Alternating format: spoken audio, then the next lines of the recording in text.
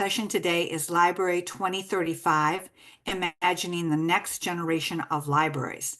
My name is Sue Allman, and I am the stand-in host for this session since Steve Hargadon is unavailable due to technical difficulties and no connectivity in North Carolina.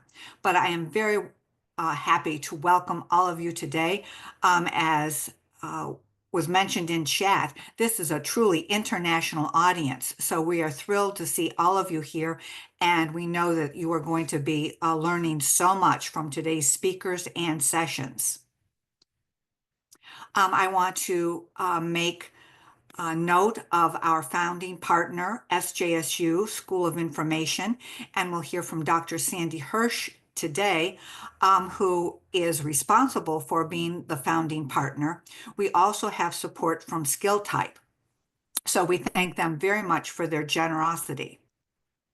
I would now like to introduce Dr. Sandra Hirsh, who has edited the book, Library 2035, Imagining the Next Generation of Libraries.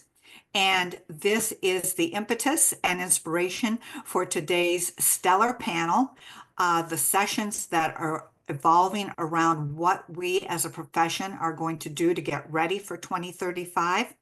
And closing it out on what we can do next. So I will turn this over to Dr. Hirsh. Thank you so much. And I appreciate that, Sue. And I think we can stop sharing the slides. I first want to say that, again, to reiterate what Sue mentioned, that I wanted to express my my best wishes for those who have been impacted by Hurricane Helene, including our longtime partner and host of this Library 2.0 conference series, Steve Hargadon, who is currently impacted and unable to join us today in the usual way. And I want to also give a shout out to the School of Information at San Jose State University, who not only is sponsoring this event, but also has stepped up to fill in the logistics and the hosting and the running of this important conference. So I especially want to thank Sue Allman, who is filling in right now, and Bethany Winslow and Alfreda Alcantar, who are helping out today. So big thanks to them. And if there's anything that's a little bit rocky today, that's why we don't have our usual steady hand of Steve driving the show, but I think we're going to be fine. So with that, I'd like to, again, welcome all of you. I'm super excited to be kicking off this mini conference today and this opening keynote session, which includes some of the contributors to my new book, the Library 2035, Imagining the Next Generation of Libraries. This book was published in March of this year, and it builds on the success of an earlier work that was focused on the future of libraries called Library 2020, Today's Leading Visionaries Describe Tomorrow's Library, that was written by Joe Janes. There's a lot of interest right now about the future of libraries. In fact, right today, IFLA is currently hosting an Information Future Summit in Brisbane, Australia. And tomorrow there's a discussion around the future of libraries 2024 that is organized locally in the San Francisco Bay Area. Clearly we're at a time when very pivotal time for libraries and for our profession. And there's a lot of interest in our profession in discussing what the future is going to look like and how we might be able to prepare for that future. So I'm very happy that we have this time today to explore the future together. And I really appreciate that you're joining us for this important conversation. The sense of being at a pivotal moment in the library profession is a big reason that I wrote this book and edited this book. And it's clear that the world that we're in today is a very different place than where we were when Library 2020 was written. We've all experienced and lived through the pandemic and how that really overnight radically changed our communities and how we integrate technology and provide services in our communities. And now we're seeing more impacts through the impact of the integration of generative AI and other technologies. And so it's important for us to focus on this topic and to have this conversation and reflect on what we've learned in the past and what we're going to be doing in the future, to what we might expect in the future for libraries in 2035. So as part of this book, I invited a range of thought leaders to share their ideas and their perspectives about the year 2035 and what libraries might look like at that time. And I asked them to reflect on, what will libraries in 2035, what must they be, will they be, must not be, will not be, can't be, and ask them to fill in the question of what that might look like. And that certainly wasn't an easy task to ask of anyone, but I was really grateful for their participation. So to supplement that book, and I'll put this in chat in a minute, I also conducted webcast interviews with nearly all the contributing authors of this book to explore further the key themes and their vision for the future. And those are free and available to you. So I'll put that in the chat in case you want to explore that later. But now I'd like to turn our attention to the keynote session at hand. And as I said, I'm very excited to moderate this panel discussion about the future of libraries. And we have with us 4 outstanding contributors to the book, Library 2035. We've got Jason Griffey, Peter Hepburn, Joyce Valenza, and Kelvin Watson. They're going to introduce themselves as they respond to the first question. And I want to make sure we get to the questions. So we're going to go ahead and get started. So with that, I'd like to ask that each of you briefly introduce yourself and tell us one thing that you think has had the biggest impact on libraries over the last decade. And I'll start out with Jason. Hi, everybody. Hi, Sandy. Thank you so much. I'm Jason Griffey. I am the Director of Strategic Initiatives at the National Information Standards Organization, NISO, but my background is as a librarian. I was an academic librarian for the better part of a decade, and my research interests are all in libraries and technology. So this is exactly the right sort of place for me. Futurism and libraries and technology is what I am most interested in. Although my answer to the question, what I think has had the biggest impact is not related to anything technological, and that is, I think the last decade, the single biggest impact on libraries has been driven by the consolidation of our vendors and the collapse of a wide-ranging ecosystem of both publishers and secondary vendors into a very, very few. The sort of sweep of large-scale capitalism has reduced our number of choices to such a degree that I think it makes a big difference in how we do what we do and what we share.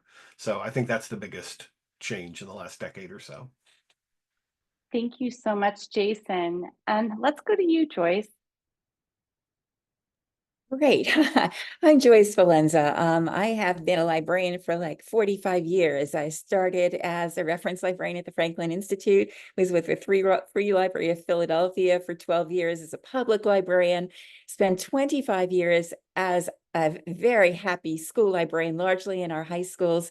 And now I prepare new librarians for practice and to be excited about 2035 and the possibilities. And I think that what we're doing right here is one of the largest changes. We're learning with each other. We can learn with our communities. I've been playing with virtual libraries since it was possible to play with virtual libraries and reach users, whether they're actually ever in our buildings or whether they're outside our buildings. And I think the potential for doing that is still enormous. And I don't think we're there yet, but maybe by 2035, we'll have these rich conversations, both physically and virtually, with our communities. Great. Thank you, Joyce. And Peter, let's go to you. Hi, everyone. I'm Peter Hepburn. I'm the head librarian at the College of the Canyons, which is a community college in Los Angeles County. I'm also the current treasurer for the American Library Association. I've been in libraries for 24 years now, my entire time in academic settings. overall, what I perceive as the pervasive, aggressive onslaught on libraries, library workers, and intellectual freedom in the United States has had the biggest impact over the last decade. So much of our time and effort in the field has been redirected toward the defense of our users and what information they can access, as well as the defense of ourselves. And it's had a chilling effect on collection development, programming, and other services. And that's not to mention the toll it's taken on so many of our colleagues, personally, professionally, financially, physically, mentally. I don't foresee a change in this trend soon, unfortunately, and the impact on our libraries and ourselves in this field will last for years to come. Thank you so much, Peter. And how about you, Kelvin? Always last, that W. So I'm Kelvin Watson. I am the executive director for the Las Vegas Clark County Library District. Been in libraries for many years, working in public libraries. I've also worked in academic libraries and actually started my career in libraries working on the dark side with a vendor, Ingram Library Services. So, I'll just wrap up with what everybody said, and, bringing it together. And what's changed is, and picking up what Peter just talked about, right? Access, right? Joyce talked about access, and in our roles as the connectors and the collaborators and the community connectors, that's what's changed in how, especially during COVID, how did we make it through COVID? We made it through COVID through partnerships and figuring out how to provide access in different ways. And that's bringing it all together. Thank you all for the introductions and for kicking us off with the answers to that question. So I'm going to move on to the next question. And so planned abandonment is a concept of eliminating certain library services in order to add new services based on the changing needs of the community and new technologies. What library services do you see going away, and what new trends might come in the future? So Kelvin, would you like to go first on this one? Yeah, so I don't like to say we take things away. I think we figure out how to provide that service and access in different ways. If you take a look at what I provided in the book and the work that we do here in Las Vegas Clark County Library District, is we figure out how to provide the access to the community that I was just talking about by partnerships. So it's partnerships and collaboration, right? So we're doing, we're providing digital access to the community at a halfway house, in hospitals. We're working with private industry actually to help provide access to people who are currently unhoused in our community. So we're not taking away, we're actually expanding, leveraging the digital resources, at the same time still keeping our buildings open, providing space, providing the cooling centers, and doing some of those other additional things that have been put upon us, because that's what is happening. Great, thank you. Peter, did you want to add? I really appreciate what you said, Kelvin, about not taking things away. It's more the rethinking of how we do things. There's a particular tension that I always see at my campus, where we have to have the librarians up front and center, so that not so much that the students see them, but so that the administrators see them, because the administrators are the ones who have the purse strings. But that leaves us chained to this reference desk model. And I would really love to talk to the folks whose libraries experience a continued robust reference service at a reference desk, or even through chat platforms or other virtual services, to learn from them what's keeping it vital. Because more and more, I'm questioning the need for having something called a reference desk, with a librarian stationed at it throughout the entire time that the library is open. We do that in part because we want my dean, we want the VP, we want the president, we want anyone who walks through to see us there so that the librarians are visible. And also because our interpretation of ed code in the state of California is that if we need a librarian in the building, that's where we'll station them. But the data that I collect on reference services suggests otherwise, and I'm pretty sure that I'm not alone among the people on the panel and in this room. Even before the pandemic, the numbers were declining, and since reopening, we're finding that the students don't use reference services or some of what we call our bread and butter services like course reserves nearly as much as they used to. So if I'm going to abandon something, it's the reference desk model. But I don't want to abandon reference, or I don't want to abandon having librarians mediating access to information for our users. Instead, I want them to do more things like developing the resources that plug into our learning management systems. We use Canvas at my campus, and that can really complement and supplement the instruction done through that space. Or get them out there on campus and working with the instructors who are using open educational resources, instead of having a librarian sitting at a desk telling people where the bookstore is or how to do the printing. And I'm sure AI is going to come up at some point in this panel. It always seems to come up these days. But I want our librarians to have an understanding of how to help the students and the faculty use AI tools and use them in an ethical manner. So we're going to keep assisting students. Like Kelvin said, we're not doing away with the support, but we're rethinking how we do it. And part of that, I also want us to begin trusting our paraprofessionals more to be able to answer questions at service points within the parameters of their job descriptions. I have to keep to that. And then focus the librarians on working in other ways as part of the instructional team at the college. Thank you, Kelvin and Peter. Anybody have any reactions or comments? I'll add just, to circle back to what Peter was talking about, right? Having reference and rethinking the reference is something that we're all dealing with it, right? Why do we have to have a desk though, right? We have technology now. We've had technology. We've got tablets. We've got iPads where we can actually have, applications on those devices that allow those individuals, those team members, those paraprofessionals, those professionals to actually be let's call it roving reference, right? If it's still, they're moving around the library. And why do we have to have this desk because we've had the desk for 100+ years, so we have to have a desk? No, we don't have to have a desk, but we can still provide the service. It's just rethinking it. And to add to what Peter said, I think the embeddedness is critical. If you can be in Canvas with students, it's great to be. It's great to be part of a course whenever that's possible.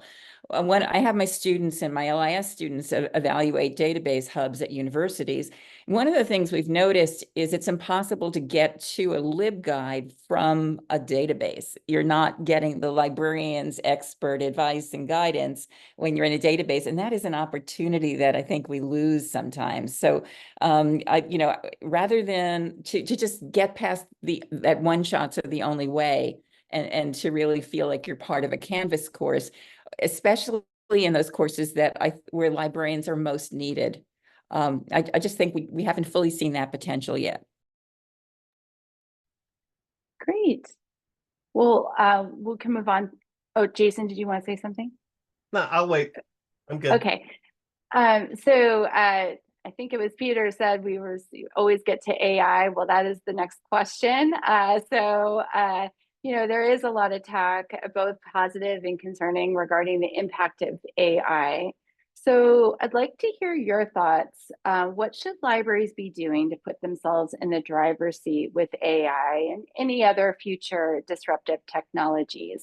So Jason, maybe you can kick us off on this question. Sure. And agreeing with Peter, it's hard to throw a rock anywhere without hitting AI something these days.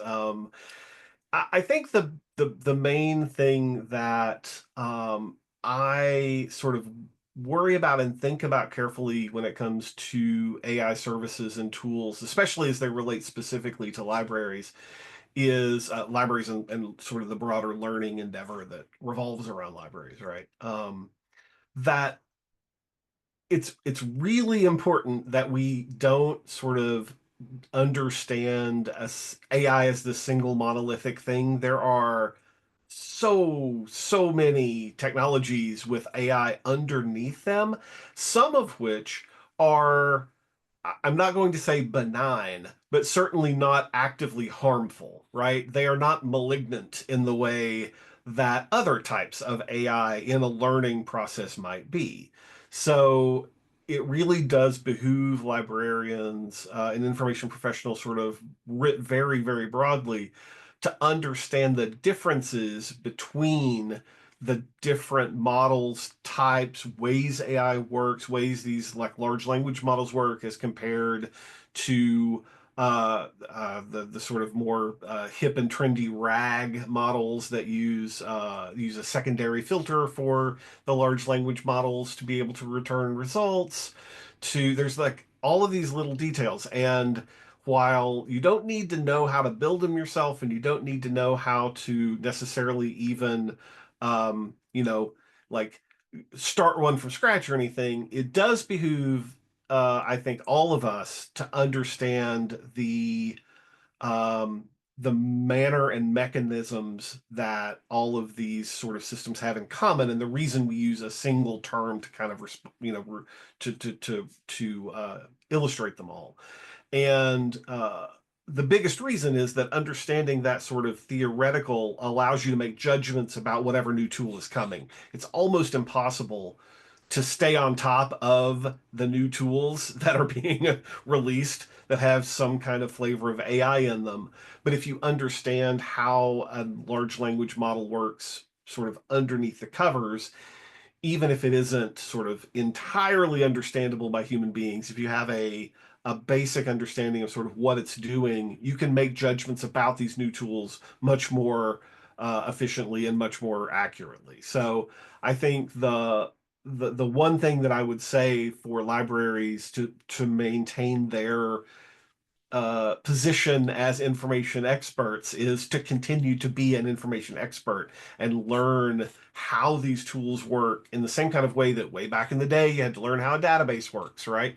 Learn how an LLM works in order to be able to evaluate the tools that your patrons, your faculty, your students, your the people walking through your doors are going to be using or asking about. Thanks, Jason. I just kind of building off of your comments, I'm wondering if you have some thoughts about the ways that folks can develop that learning or that expertise. Yeah, I mean, staying on top of the biggest players, all of the main sort of players in the space, which at this point are effectively OpenAI and their ChatGPT service. So OpenAI is the company. ChatGPT is one of the services they provide. They have others, but that's the one most people are aware of. They have blogs. They post regularly about their research and about sort of the next steps and the things that they're looking to release and things they're working on in their labs. They have a really aggressive uh, blogging platform that they throw things out on. Similarly, other Microsoft and their research and lab system to produce their AI, Copilot and others, they do a lot of publicity about sort of what they're working on, what they've got coming up next. So all of the main players, OpenAI, Microsoft, Google, to a lesser extent, Meta, the parent company of Facebook, all of the sort of big ones do talk about what they're doing. And just staying on top of that is probably a very base level. You don't need a whole lot more than that, I think, to sort of understand where the path is leading. So. Great, thanks, Jason. And Joyce, would you like to answer this Yeah, question? I'd like to say a yes and to everything Jason said. And so my and part, is that I think librarians, we have to sandbox this stuff. I see in the chat there was mention of practicing prompt crafting and all that, but I am really, really excited about the role librarians can play in both K-12 and university, as well as public libraries, in kind of being AI whisperers or guides. This is a literacy. And I think we have a role in this, as we have in other information and media literacies. It's also an opportunity. I'd like to work on building knowledge rather than fear, and figuring out what the best ways are to leverage these tools to support research and learning. And I know right now we're in beta. So I am teaching my students to interrogate any output of anything. It's always been that way. I know that this is going to expand because Copilot and Gemini are releasing 13 plus environments. So we're going to see this happening in middle school and high school, that in ways that are COPPA and FERPA compliant. So what I'm thinking about is how I can use AI to make academic content more discoverable and more accessible and understandable. What I keep thinking about, and this is the biggest idea that I've been thinking about lately, which may be something negative because maybe I should have more big ideas, but the way we use Control F to find keywords on a page, right? Right now, for me, I'm seeing this as an opportunity to use Control F for concepts, to connect across the databases, to connect across disciplines, to connect across languages in ways we've never been able to do before. So I'm using things, I'm using Gemini, Copilot, Claude, ChatGPT, and Perplexity. I am teaching my LIS students to open multiple tabs, to try prompts and to refine prompts, but to see what happens in those multiple tabs in the way I used to use multiple tabs for shopping. That is one way I'm really thinking about this. I'm also telling them to use the 3 wishes approach. Don't just put one prompt in, or don't ask for one thing. Ask for multiple syntheses. Imagine doing a synthesis of everything about you, whatever it is you're researching, and trusting that single synthesis that is going through data sets. And why should I trust that one synthesis? To think carefully about that. I don't understand RAG, or retrieval augmented generation, as well as Jason does. I get that. However, what I'm seeing right now, I've been in the beta for JSTOR's use of RAG, and I've seen what it can do within an article that I see is brilliant. It's using the bot inside of a corpus of knowledge that we already trust. Now it's going to be in the search. And one of the things I interviewed the folks for my classes. Just as for instance, we were using the example of the hemline index. And if you know a little bit about American history, there's a theory that ladies' skirts went up in prosperous periods of American history. Now, the hemline index is not a term that you would ever come up with. It may not show up in control vocabulary or keywords. It's that kind of thing that you're going to have trouble getting to. And so the ability to use natural language processing in addition to keywords and control vocabulary, and to compensate for limited knowledge or limited context or limited domain knowledge, can really be powerful within a database. And so right now we're seeing this in JSTOR. We're going to see it in ProQuest 1. It's already been around in ProQuest dissertations, and it has helped my students and researchers, the university's professors I work with, and the doc students I work with. Another thing it's doing in qualitative data analysis. So if you work with PhD students, or if researchers come into your library in an academic setting, invite them to take a look what's happening in NVivo with the ability to do coding. Now, you're not going to trust it for all your coding if you're a qualitative researcher, but the idea that you can actually create, just a draft of some codes that you can edit, and to summarize documents so that they're easier for you to kind of go through. These things, using content that we already trust, can be really, really powerful. I can go on and on about how it's helped me as a LibGuide booster, for controlled vocabulary, even for generating catalog records for things that, I couldn't find a record for. But I am excited about the beginning of this, but I do want to also just mention that this is an opportunity to discuss academic honesty in some very interesting and new ways. What does it look like in this environment? How do we create appropriate uses of AI at the assessment level? It may be fine for you to use this to, I've had my students say, I'm doing this in this topic for an essay or a paper. Which library databases are the best for me to go into? When I'm in there, what is the best control vocabulary for me to approach this? Who are the seminal thinkers in this particular area? What are the classic works and books in this area? Who wrote the best dissertation or the dissertation that I need to know? So there are questions, there are kind of academic prompts that we can use, and we can also define what does academic honesty look like in any particular case. I'd rather work on transparency, reflection, and process than gotchas. I've loads to talk about, but I'll stop here. That was great. Thank you so much. Anybody have any more comments? Joyce, you excite me about AI. I'm not the person. I have a small library. There are 5 of us who are librarians covering 2 campus libraries. And I'm not the person who is the most immersed in it. I've got my office mate and another librarian who are, and now I just kind of want to jump in there with them.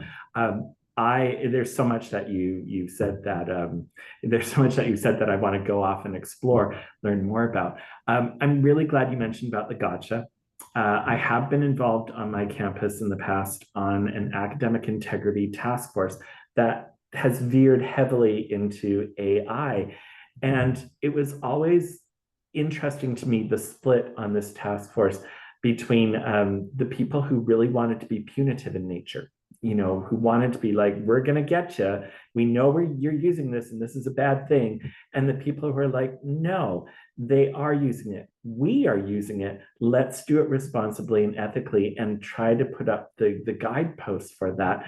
I've moved off that committee. One of the other librarians is now on it. And that's kind of my point there, is that we, especially in academic settings where we do have committees all over the place, I'm not sure how it would work in a public library or other setting, but we need to have ourselves on these committees. We need to be on these bodies that are examining these AI in the context of our educational institutions, in the context of the curriculum, we can't just be sitting there in the library waiting for them to make all these decisions and then figuring out how it applies to us and how we apply it in turn. We have to be embedded in that process. And that's not new. That is something that's happened every time a new innovation comes along. We in the library cannot be sitting outside of that. And I know at many institutions, we don't always get invited in. We kind of have to be there pounding on the door and saying, let us in. We have something to contribute. We have things to ask. I'd love to just jump in very quickly in order to answer one of the questions we've got in the QA, just because it was addressed to me. Hi, Stephen. Stephen J. Bell asked, do you have any doubt that superintelligent AI will be here before 2035? And then if AI can do anything human brains can do, what then? I will put my flag in the sand here for everyone involved, Stephen et al. Not only do I think that there will not be a superintelligent AI before 2035, I do not think there will ever be a superintelligent AI. I do not think AI is intelligent in the first place. So having superintelligence is not a thing that can happen. AI systems and LLMs are fancy parrots that we have trained in order to do predictive language modeling, and that is it. They are not smart. They do not understand things. They do not have any basis or understanding of what truth or reality is.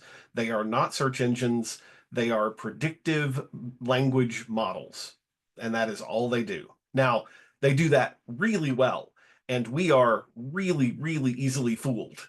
So it is very easy for us as humans to be convinced that something is smart. That's happened as long as computers have been conversing with us. People thought that Eliza, the very first chatbot, was intelligent.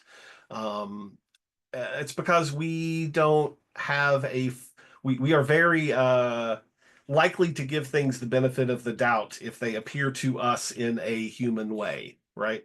It's a form of sort of linguistic pareidolia. We recognize and sort of fill in gaps where things should be. So I do think that AI is useful. I think that LLMs are useful. I think there are lots of things that we can do with them. However, they are not smart. They don't know things.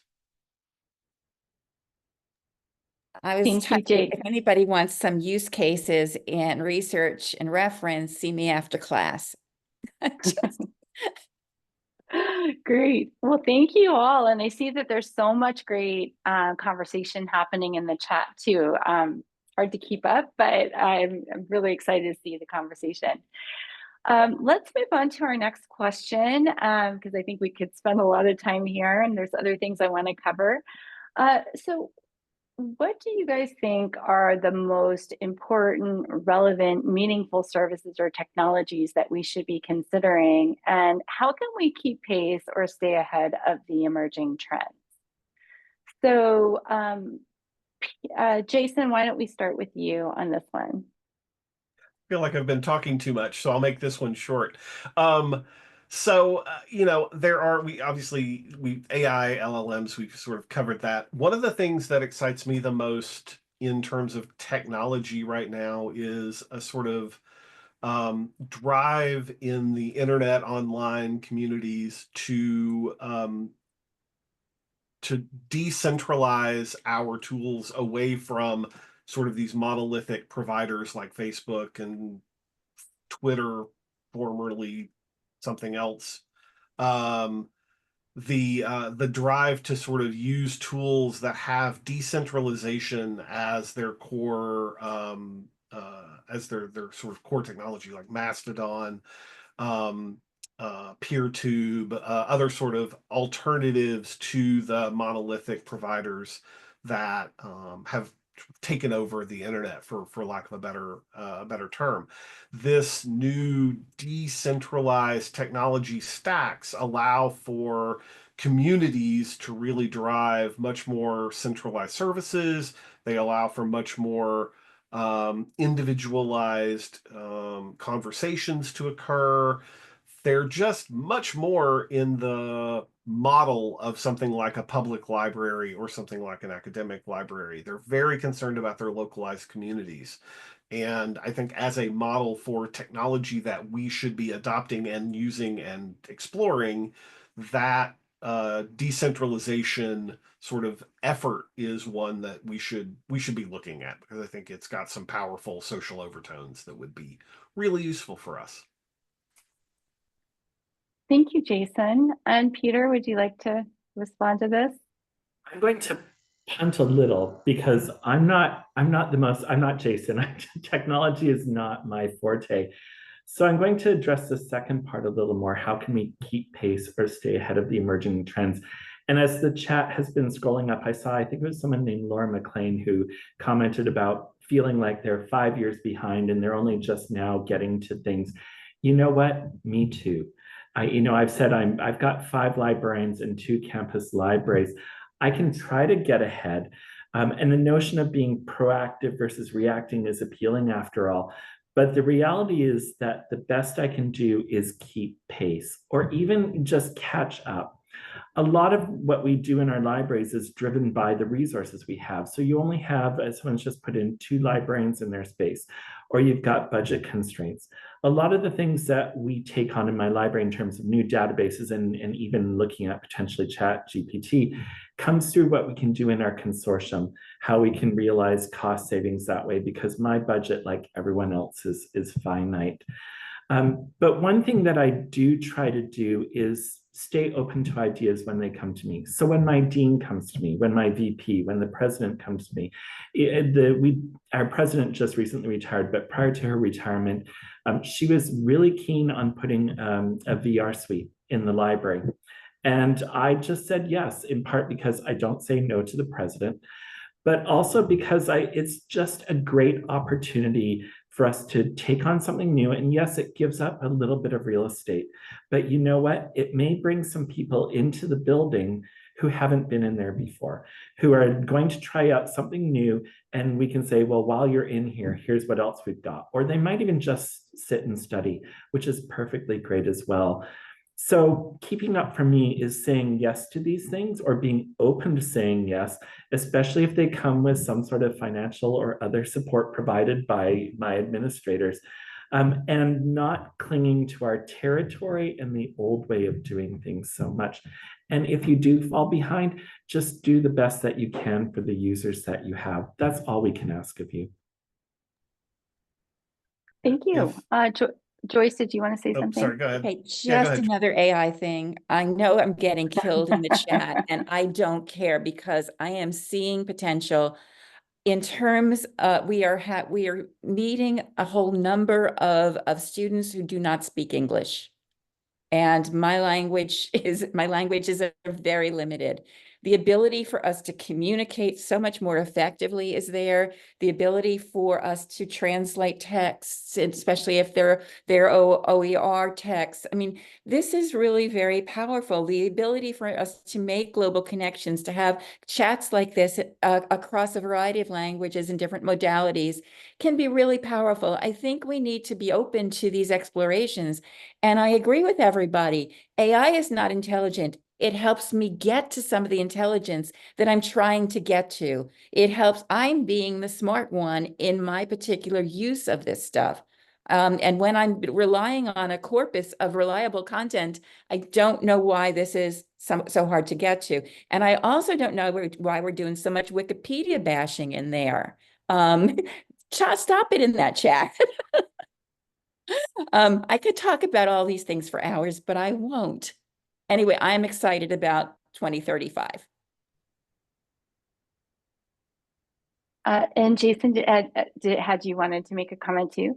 Just very, very quickly, I did want to say, picking up on something that Peter mentioned that I failed to mention earlier, which is if we wanted to sort of place a bet on 2035, technology-wise, like what will people be using technology-wise in 2035?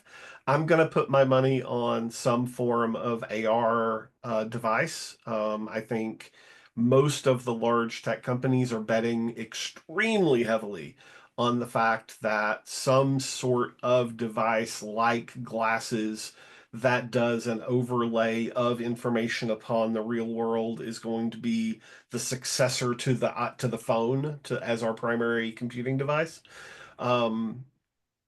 Everyone is working on it. Facebook just showed one off this week, their initial prototype, which they're calling Orion. If you haven't seen all of the press coverage of that, go Google Facebook Orion, and you can see what they are showing off now. So by 2035, I think we will see a shift to that as a primary interface for people in the world of gathering and sharing information using some form of glasses. Thank you all. Okay, I'm going to move on to the next Can I question. add something? Oh, did you? Oh, yeah, of course. Go ahead. No worries, no worries. So I'll just, I just wanted to add that the things that we haven't touched on, and I saw something pop up in the chat regarding the digital divide, right? So we're talking 2035, and we're still trying to bring our community, especially from the public library side, still bring people up to 2024. And so as libraries, how do we do that? We have challenges, bringing, Jason just talked about the new, the AR glasses that are being, introduced. And so what we've been doing is actually putting, with the petting zoos into the libraries, allowing the community that equity for the folks who can't afford these this technology, these things that are happening, that's something that we have to always and should be cognizant of, that equity, the digital divide, making sure that how do we then provide the access to that technology as well. So I just wanted to add that point to the conversation. I'm so glad that you did add that, and it ties in well with the next question too, in terms of, one of the major themes in the book centers around the ideas of equity and inclusion and community. And we're seeing, to that end, we are seeing, kind of large upticks in the number of book challenges and bans in libraries. And I guess I'd like to hear your thoughts around some of the reasons why you think that libraries might be seen as some of the protectors or supporters of EDI and upholding the freedom to read, and how they can also address some of these equity issues that you started to talk about, Kelvin. So with that, maybe Kelvin, would you like to kick us off to expand on some of those thoughts? I'm going to give more of my own personal views on this, and Sure. and talking about, libraries, regardless of the library, and that to me, we're the last bastion of democracy. We are the, and I think this is something that was mentioned in the book that I mentioned, the equalizer. That's how I see myself. I'm and the libraries that I lead, and the teams that I work with, and that, I talked a little bit about it just a few minutes ago, right? How do we not only have our communities be able to know and learn about these technologies, but then let them, like, how do they then use them as well, right? Not just learning about it and seeing it, and not just touching it, but actually then, for example, with 3D printing, right? 3D printing, we have houses that are being built with 3D printing, right? And then, but we have our communities who know nothing about using 3D printers or have never seen a 3D printer, right? And so that's my thoughts, right?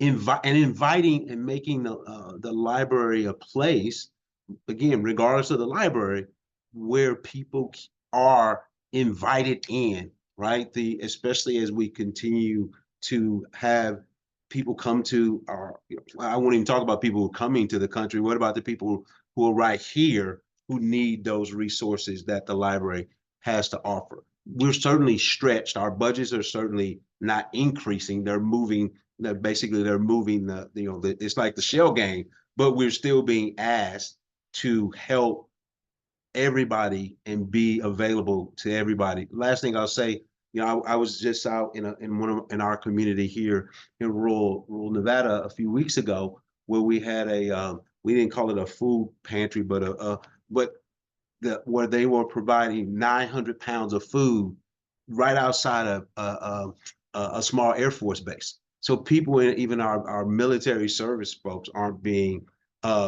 serviced, and they were getting the food from the library. And that's, again, the partnership, the collaboration that we also have to provide. Thank you so much, Kelvin. Joyce, did you want to respond to this as well? Yeah, I want to just look at this equity situation and in a different way a little bit. My chapter dealt on information privilege versus information poverty, and we are seeing growing inequities across the board. We started the chapter with Gibson's quote, "The future is already here, it's just not evenly distributed." I also am a fan of futurist Jane McGonigal, who sees multiple futures and exhibits a sense of urgent optimism. That being said, there are now 4 librarians in Philadelphia schools. They serve 116,000 students. The good news is that a coalition of folks, including myself, not as a leader, but as a member, have now gotten a school library director in Philadelphia. This is not a unique experience. We know that school libraries are dropping in Houston. We know that the slide study showed us there are 35% of students around our country have no access to any school librarian. And these school librarians are absent in areas where kids need them most, where kids can't walk to their public libraries, in places where kids don't have open credit cards for Amazon. And this is a shame. It's not just about the books, it's about the information and the information experiences. A few years ago, when I was working in a school library, I had the highest level students, the valedictorian, salutatorian of a school that was 2 miles away in Philadelphia, visit my school. They loved our newly renovated library. And then I showed them our library website. I showed them that the Pennsylvania Access PA Power Library. I showed them the resources of the school of the Philadelphia Free Library.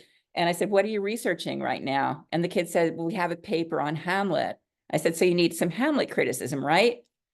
And the valedictorian said, yes. And I said, well, no problem. Let me show you what you have access to. And I showed him an ebook database where there were at least 10 copies of things like Harold Bloom's Anthology of Hamlet Criticism. And he said, excuse me, you mean that we have had access to all of these books for the 4 years we were in high school and before, and nobody ever made a link to them for us at our school? I said, I'm afraid so. On his way out, he said to the chaperone there, which was a member of the PTO, I'll never be able to compete with these students in my first year of college. Not because this kid couldn't, he's the valedictorian of his class. Nobody made a link to any of these resources. And so what I'm seeing right now is the bake sale approach. But the power of coalitions is critical. Neighborhoods have to get upset about these things. That's what's worked in Philadelphia. The parents have come out. We've seen them at neighborhood celebrations. Teachers have come out, and we're making change. That's also happened in Boston, and it's also happened in New York City. It's a shame that it takes us to create a coalition to create equity in our K-12 schools. But I know that school libraries make a difference. They recently did a study across New Jersey, and we looked at the freshman class, and we saw that first-year students who had access to an effective school librarian had far more confidence and competence. In fact, none of the students in that particular group of our study said they felt at all uncomfortable with the rigors of academic research. And so the loss of school librarians is nothing to sneeze at. It's huge, and it's affecting information literacy and access to reading cultures all over our country. It's a shame, truly. Thank you so much, Joyce, and thank you, Kelvin, for your responses. I see we're starting to get a little short on time, and so what I'd like to do now is to move to my closing question, and it's to leave us on a little bit of an optimistic note after some of the comments that Joyce was talking about in terms of the situation with the school libraries and school librarians. So as we close this session out and get ready to transition to the rest of the conference, I'd like to have each of you comment and tell us what gives you hope for the future of libraries. So let us go in reverse order this time, and we'll start with Kelvin, and love to hear your thoughts. Give me the question one more time, Sandy. So what gives you hope for the future of libraries? You know, I remain optimistic. I think I just was answering a question in the chat that Steve had, and that was around, you know, that we have books, right? Or, you know, but I say, yeah, we've got that's not how I lead the conversations when I'm talking to the advocates and our partners. That's how we get past a lot. I believe how we get past that people that we're not just book warehouses. No, we are supporters of literacy. We're wealth creators and help build wealth with small businesses. We are, we work with public and private industry. We are so much more than just a place for books, but we do have books. And so the future is moving past that conversation and leading that conversation so that our communities know that we're not our grandparents' library, that we are so much more. Thank you, and thank you, Kelvin. And let's go to Joyce. Yeah, I don't want to leave on an unhappy note. I have to tell you about my students. I am getting at Rutgers University some of the very best people who want to be librarians. Many of them are coming out of careers as social workers, as lawyers, as public relations people, as publishers. They want to make change in communities. They are going to be entering our school and our public and our academic libraries and our special libraries. Let's take care of them. If you see them at a conference, put your arm around them because they are a great future of our profession. And I'm really happy to have a role in their development. Thank you, Joyce. And Peter, let's hear from you. What gives me hope is the fact that traffic through the doors of my library is on track to be 60% higher year over year this semester. So that tells me that the students see a value in us, and I'm hopeful that they are going to pass that along to future generations. Excellent. And Jason? What gives me hope for the future of libraries? Librarians, always and forever. Librarians are the very best. And as long as people are giving themselves to the service of, making their communities better, I think we are going to be going in the right direction. So that is what I am hopeful for. Well, thank you so much to our outstanding keynote panelists. It was such an interesting conversation to have, and I loved hearing more about your perspectives and your thinking. You've given us a lot to think about, and as we both beyond this conference, but also as we head into the next sessions. So I want to give you just a minute to make the transition between this session to the next sessions. You should be able to see that in the panel, in the scheduling. So go make your choices, and I hope you'll join us for the rest of what I know will be an outstanding set of conversations. So a big round of applause to our panelists today. They did an outstanding job, and have a great conference.